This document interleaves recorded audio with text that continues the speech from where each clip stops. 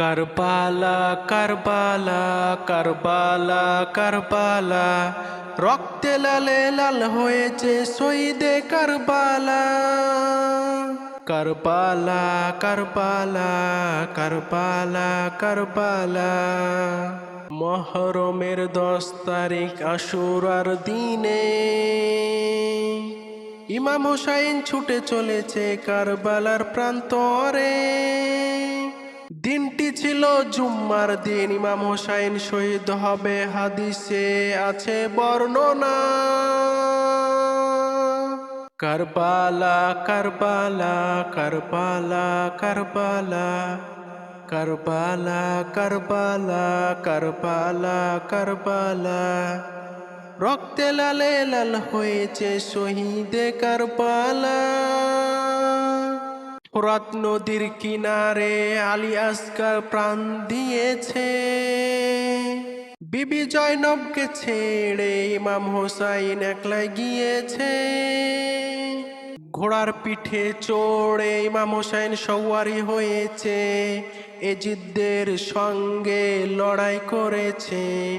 ঘোড়ার পিঠে চড়ে ইমাম হোসাইন সওয়ারি হয়েছে, এজিদদের সঙ্গে লড়াই করেছে।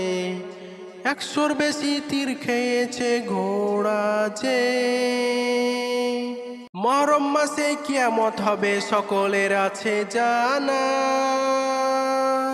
কারবালা কারবালা কারবালা কারবালা কারবালা কারবালা কারবালা কারবালা, 75 জনের কাফেলা নিয়ে গিয়েছিল কারবালায়।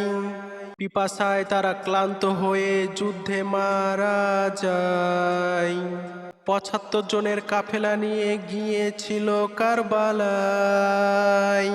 পিপাসায় তারা ক্লান্ত হয়ে যুদ্ধে মারা যায়। ইসলামকে বাঁচিয়ে রাখতে সবাই শহীদ হয়েছে। জুম্মার দিনে এই ঘটনা কারবালায় ঘটেছে। জুম্মার 2 রাকাত নামাজ পড়বার জন্য ইমাম হোসাইন এজিদ সিমারকে বলেছিল। নামাজের মধ্যেই এজিদরা তীর মারছিল। এজিদ সিমার শোনেনি কথা, করেনি আল্লাহকে ভয়। নামাজ শেষে ইমাম হোসাইনের গর্দান কেটে এজিদ সিমার খুশিতে হয়েছিল আত্মহারা।